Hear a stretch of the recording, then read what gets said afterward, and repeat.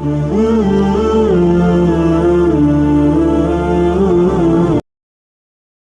اللہ کیجئے جو بھی مسلم گھرانے میں گھر کا کوئی فرد یا سربراہ اپنے اہل خانہ کو نماز کی ادائیگی کے بارے میں حکم دے، یہ حکم دے کہے خصوصاً خواتین کو، اور ان پر کسی درجہ الفاظ کی سختی کرے اور اس کے باوجود وہ نماز میں کوتاہی کریں تو کس حد تک سختی کرنا جائز سمجھا جائے گا؟ اور میں یہاں قرآن پاک کی ایک آیت کو بھی واضح کرنا چاہوں گا جس کا ترجمہ یہ ہے کہ دین میں جبر نہیں۔ ظاہری طور پر اس کا پہلا مفہوم ہے جو غیر مسلم سے متعلق ہوگا،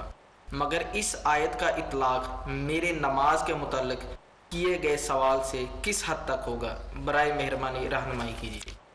دیکھیے، جہاں تک تو بچوں کا تعلق ہے ان کے ضمن میں تو احادیث میں صراحت کے ساتھ مذکور ہے کہ وہ اگر نماز نہ پڑھیں، نماز پڑھنے کی جب عمر ہو چکی ہو تو پھر ان کو جسمانی سزا بھی دی جا سکتی ہے، انہیں مارا جا سکتا ہے۔ خواتین کے معاملے میں ترغیب و تشویق ہی کے اوپر اکتفا کرنی چاہیے۔ البتہ یہ ہے کہ اگر کوئی خاتون اڑ جائے کہ میں نے نماز نہیں پڑھنی ہے تو یہ معاملہ پھر بہت سنجیدہ ہو جاتا ہے۔ اس کے بارے میں تو پھر یہ ہے کہ طے کرنا پڑے گا کہ وہ اب جو ہے اس کے ساتھ اس رشتہ ازدواج کو باقی رکھا جائے نہ رکھا جائے۔ جب تک ایسی کوئی صورت نہ ہو تو ظاہر بات ہے کہ صرف تشویق اور ترغیب ہی جو ہے اسے استعمال کیا جانا چاہیے۔ اور لا اکراہ فی الدین جو ہے وہ اصل میں آپ نے خود کہہ دیا کہ اصلاً یہ ہے کہ کسی کو اسلام کے قبول کرنے پر مجبور نہیں کیا جائے گا،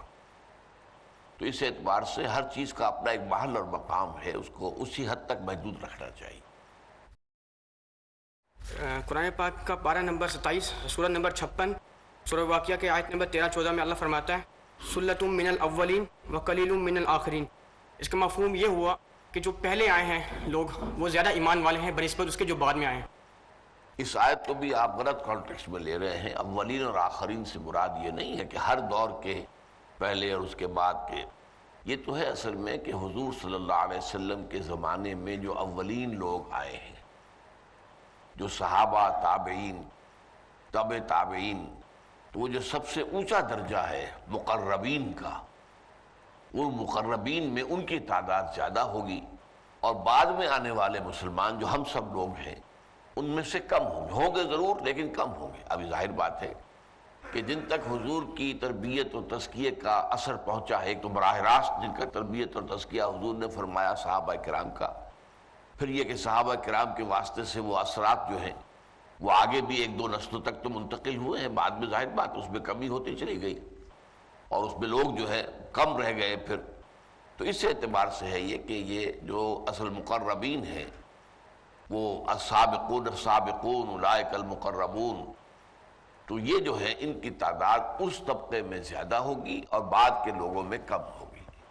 البتہ اس کے بعد جو دوسرا درجہ ہے اصحاب الیمین، اس وہ پہلوں میں بھی بہت سے ہوں گے اور بعد میں بھی بہت سے ہوں گے۔ یہ تو صرف اس حد تک ہے۔ باقی یہ کہ یہ سوال جو ہے کہ کیسے ہوگا، اس میں جب ہمیں یہ معلوم ہے کہ حضور نے فرمایا ہے کہ ہوگا، تو پہلے تو ہمیں اس پر ایمان رکھنا چاہیے کہ ہوگا، اور اس قسم کی باتوں سے اس میں کوئی ڈھیل نہیں دینی چاہیے۔ دو سوال مجھے کرنے ہیں۔ پہلا یہ کہ جو لوگ دنیا سے چلے جاتے ہیں ہمارے بزرگ، ان کو ثواب پہنچانے کے لیے اگر ہم بلاتے ہیں بچوں کو یا کسی حافظ قرآن کو کہ قرآن پڑھیں تو کیا وہ ثواب انہیں ملتا ہے؟ دوسرا سوال یہ ہے کہ مرنے کے بعد انسان کی زندگی، کیا جو نیک لوگ ہیں وہ قبروں کے اندر ہی ہیں، اور کیا ان کا کوئی عمل دخل دنیا میں رہ جاتا ہے، یا کیا وہ ہمارے لیے کوئی دعا کر سکتے ہیں یا نہیں؟ پلیز ذرا تفصیل سے اس معاملے میں روشنی فرمائیے۔ اس میں تو کیٹیگوریکل میرا جواب ہے کہ قطعاً نہیں، بلکہ یہ بدعت ہے۔ یعنی یہ بجائے آپ کو کوئی ثواب دلانے کے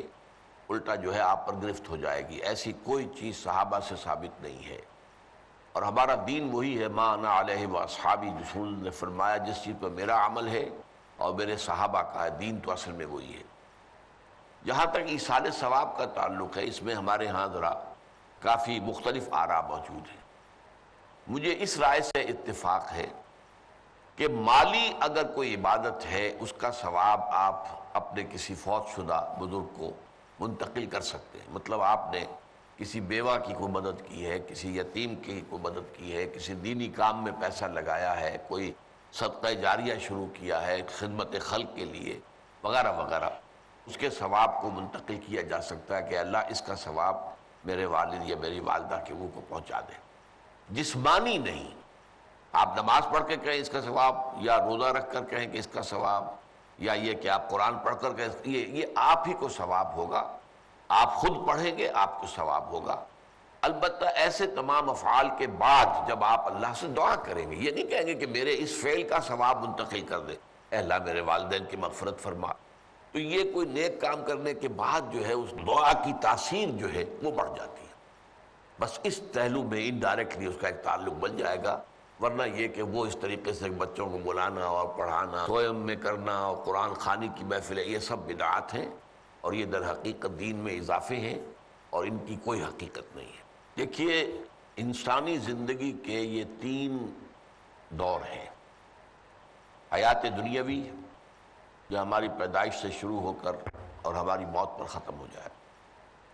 پھر حیات برزخی موت سے لے کر قیامت کے دن تک، اور پھر حیات اخروی ہے قیامت میں ریزوریکشن کے بعد سے وہ زندگی جو ہے جو جنت یا دوزخ کی ہے.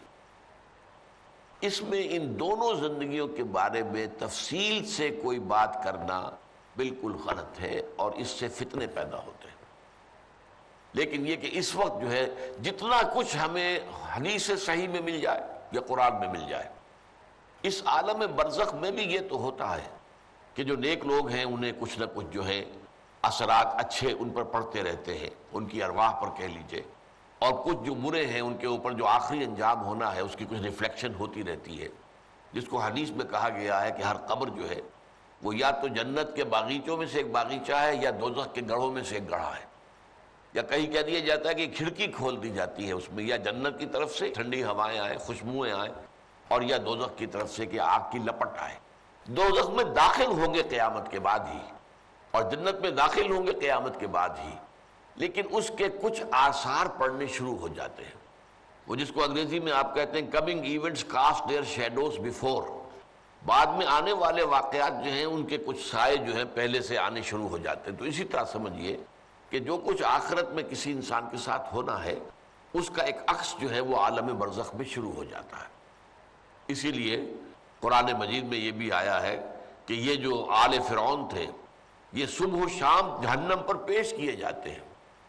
اور قیامت کے دن پھر کہہ دیا جائے گا ان کو داخل کر دو آگ کے اندر.